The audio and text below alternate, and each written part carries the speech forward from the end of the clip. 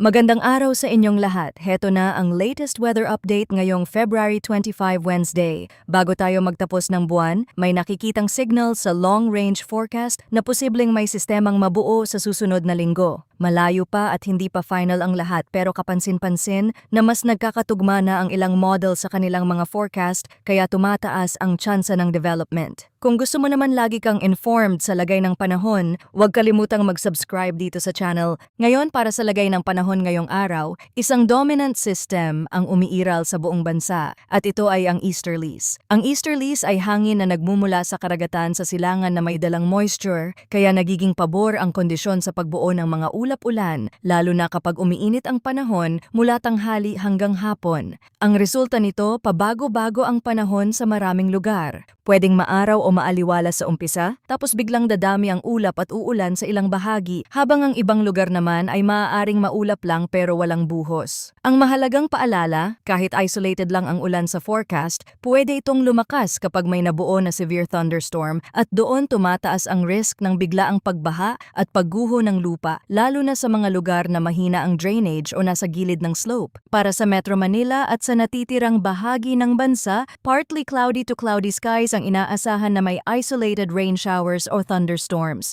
Kapag sinabing isolated, hindi ito nangangahulugang mahina agad ang ulan. Ang ibig sabihin nito ay hindi sabay-sabay uulanin ang lahat ng lugar. May mga area na pwedeng walang ulan, habang ang katabing bayan o barangay ay may biglang buhos na may kasamang thunderstorm. Kaya sa Metro Manila, kahit panandalian lang ang malakas na ulan, mabilis magkaproblema sa baha, lalo na sa mga kalsadang barado ang drainage. Kung lalabas ka, maglaan ng extra time, iwasan ang flood-prone na ruta. At huwag ipilit tumawid sa baha na hindi mo alam ang lalim. Kung nagmamaneho, maghinay-hinay dahil madulas ang kalsada kapag biglang buhos at pwedeng bumaba ang visibility. Sa mga probinsya naman, lalo na sa mga ilog at mga kalsadang tabing bundok, maging maingat. Kapag biglang lumakas ang ulan at tuloy-tuloy ang kulog, mas mainam na manatili muna sa ligtas na lugar. Iwasan ang open areas at bantayan ang daluyan ng tubig sa inyong paligid. Dumako naman tayo sa hangin at kondisyon ng karagatan dahil ito ang isa sa mga aspeto na kailangang tutukan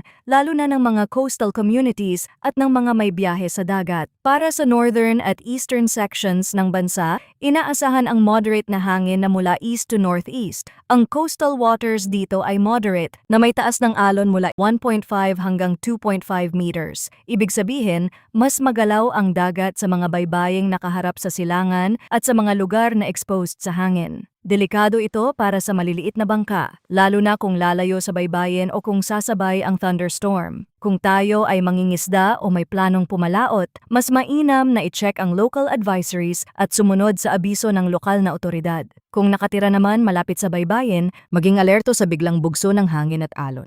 Lalo na kapag dumidilim ang ulap sa may karagatan dahil pwedeng mabilis magbago ang kondisyon ng dagat.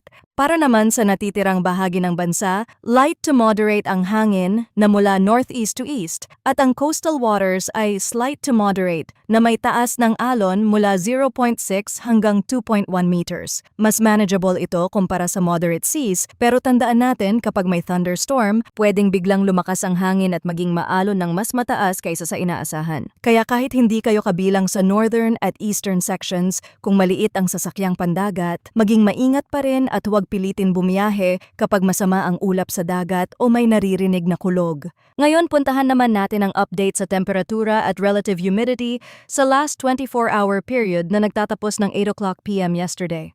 Ang minimum temperature ay 23.0 degrees Celsius na naitala bandang 5 o'clock a.m. Ang maximum temperature naman ay 30.6 degrees Celsius na naitala bandang 2 o'clock p.m. Ibig sabihin, presko sa madaling araw pero umiinit pa rin sa tanghali. At kapag umiinit, mas nagiging pabor ito sa pagbuo ng thunderstorms, lalo na kapag may easterlies na tuloy-tuloy na nagdadala ng moisture. Pagdating sa relative humidity, ang minimum relative humidity ay 64% na naitala bandang 2 o'clock p.m. at ang maximum relative humidity ay 80% na naitala bandang 5 o'clock a.m. Kaya normal na mas humid ang hangin sa madaling araw tapos bahagyang bumababa sa tanghali pero kapag dumating ang ulan, tataas ulit ang halumigmig at mas lalagkit ang pakiramdam.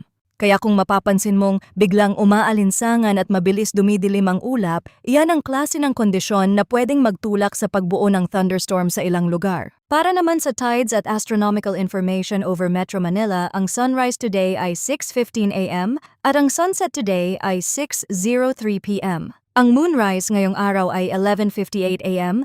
at ang moonset today ay 12:30 a.m. Ang illumination ay 61%, kaya mas maliwanag na ang buwan sa gabi. Practical reminder, kahit maliwanag ang buwan, kapag maulap at umulan, bumababa pa rin ang visibility sa kalsada. Kaya kung magmamaneho sa gabi, siguraduhing maayos ang headlights at wipers at maghinay-hinay lalo na kapag umuulan o may waterlogging sa daan. Balik tayo sa binabantayan ng marami, yung long-range forecast kung may mabubuo bang bagyo sa unang linggo ng susunod na buwan. May low-pressure system na lilitaw sa timog silangan ng bansa at inaasahang papasok sa loob ng Philippine Area of Responsibility o PAR. Sa ngayon, hindi pa inaasahan na ito ay maglalandfall sa kalupaan ng bansa dahil posible itong magre-recurve pa itaas. Ibig sabihin, pwedeng umakyat ang direksyon nito at lumihis palayo habang nasa karagatan. Pero may posibilidad na ma-develop ito bilang isang tropical system, maaaring tropical depression o tropical storm.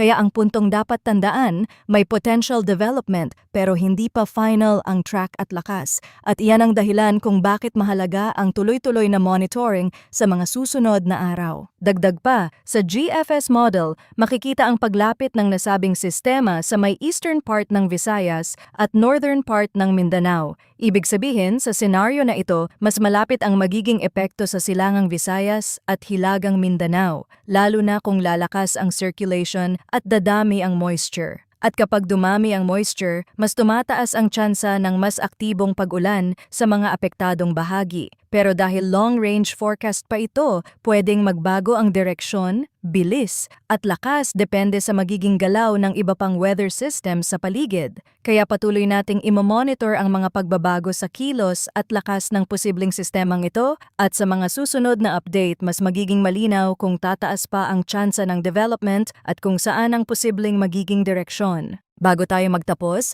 eto ang practical na paalala para sa lahat. Una, dahil easterlies ang umiiral, asahan ang isolated rain showers at thunderstorms at huwag kampante dahil pwedeng lumakas ang buhos sa ilang lugar at maging severe thunderstorm. Iwasan ang pagtawid sa baha, bantayan ang daluyan ng tubig sa inyong komunidad at mag-ingat sa mga kalsadang madulas. Pangalawa, kung nasa coastal areas kayo lalo na sa northern at eastern sections ng bansa, mag-ingat sa paglayag dahil moderate ang alon at pwedeng lumala kapag may thunderstorm.